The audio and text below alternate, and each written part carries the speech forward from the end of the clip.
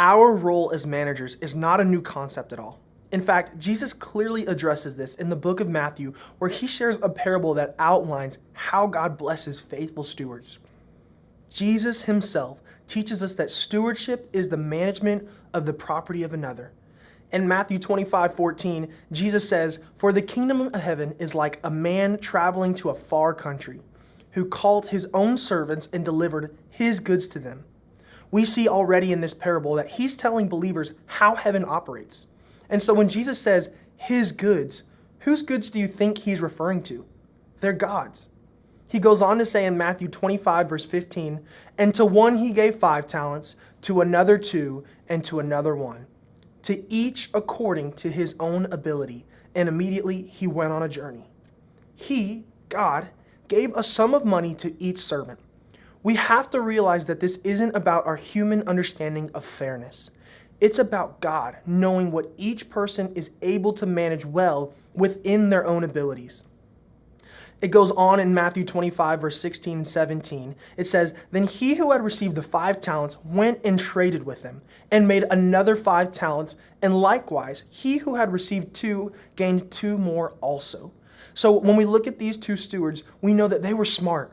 They were entrusted with their master's goods and went out and invested them wisely. Some translations say they went and did business.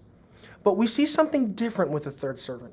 In Matthew chapter 25:18, it says, "But he who had received 1 went and dug in the ground and hid his Lord's money." We see a constant thread in this scripture of knowing whose money it is. It's God's. But this is how this steward chose to manage money that was not his own. He went and hid it. Well, Matthew chapter 25:19 says that after a long time, the Lord of those servants came and settled accounts with them. This is cool. Jesus will come back and hold us accountable to how we handled what he entrusted to us, right? Because he's the owner. And when he did this, this is how the servants responded. Matthew 25, verses 20 through 21. "So he who had received 5 talents came and brought 5 more talents, saying, 'Lord, you have delivered me 5 talents. Look, I have gained 5 more talents besides them.' His Lord said to him, 'Well done, good and faithful servant. You were faithful over a few things. I will make you ruler over many things. Enter into the joy of your Lord.'" This is what's fascinating. This passage is the only place we see this phrase, "Well done, good and faithful servant," used in Scripture. And when we see it, it's in reference to managing money well. See, this is the praise that is reserved for good stewards.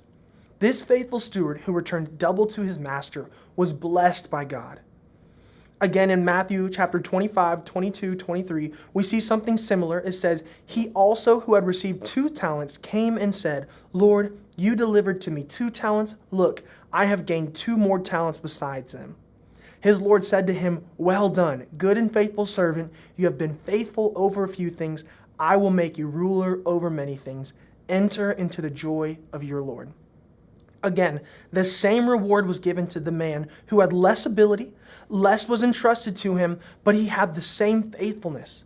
It's not about how much we've been entrusted with, but how much according to our ability. There are millionaires out there who do not steward well, and people who live on small incomes who do. God sees their faithfulness and will bless them. Whether you're a 2-talent or a 5-talent steward, God is going to bless those who are faithful in stewardship. In Matthew 25, verse 24 through 29, we see a different response for those who do not steward well. It says, "Then he who had received the 1 talent came and said, 'Lord, I knew you to be a hard man, reaping where you have not sown and gathering where you have not scattered seed, and I was afraid, and went and hid your talent in the ground. Look, there you have what is yours.' But his Lord answered and said to him, 'You wicked and lazy servant, you knew that I reap where I have not sown and gather where I have not scattered seed. So you ought to have deposited my money with the bankers, and at my coming I would have received back my own with interest.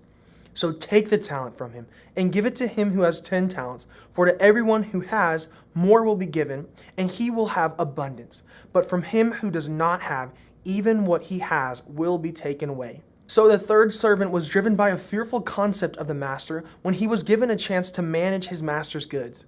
He was never generous and never a good steward, and in turn lost the opportunity to be entrusted with more. So we have to ask ourselves, are we managing God's money or anything else God has entrusted us with, whether it's your relationships, your job, home, your health, through a concept of fear?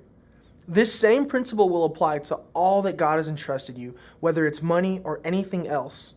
What this may sound like is that old saying, the rich get richer and the poor get poorer. But that's actually not the point. The point is that everyone gets the chance to honor God with what's been entrusted to them. But those who are good stewards get entrusted even more opportunities for stewardship. This story is a perfect example of what stewardship is. If you're an owner, then you can do what you want to do. But if you're a steward, then you do what the owner wants you to do. So how are you managing God's property?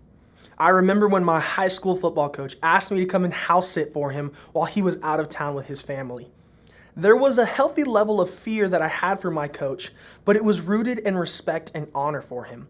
Although he could discipline me at practice by making me run laps or do push-ups, I knew that his nature was good and loving and that he cared for me. Essentially, what my coach was asking me to do was to be a steward. Remember earlier, we said stewardship is the management of the property of another. And so, as soon as I got to this house, there was this realization that this was not my house. It was someone else's house. So I immediately started rearranging the furniture, leaving food all over the place, and kicking up my feet on the coffee table to rest. No, that's not at all what I did. I worked diligently to manage his property. More so, I was in communication with him every day, talking on the phone on how he would have me manage his property. I tried to make the place look immaculate, even nicer than how he left it, by doing things like mowing the lawn, cleaning the house, putting chemicals in the pool, and so that I could multiply what he had left for me. When he returned, he was so excited about how the house looked that he blessed me with really good pay, and our relationship grew because he knew that he could entrust me with what was his. And so now that you've heard my story of a recognition of stewardship, I want to give you this question to discuss. How does your relationship with God currently affect the way that you manage money?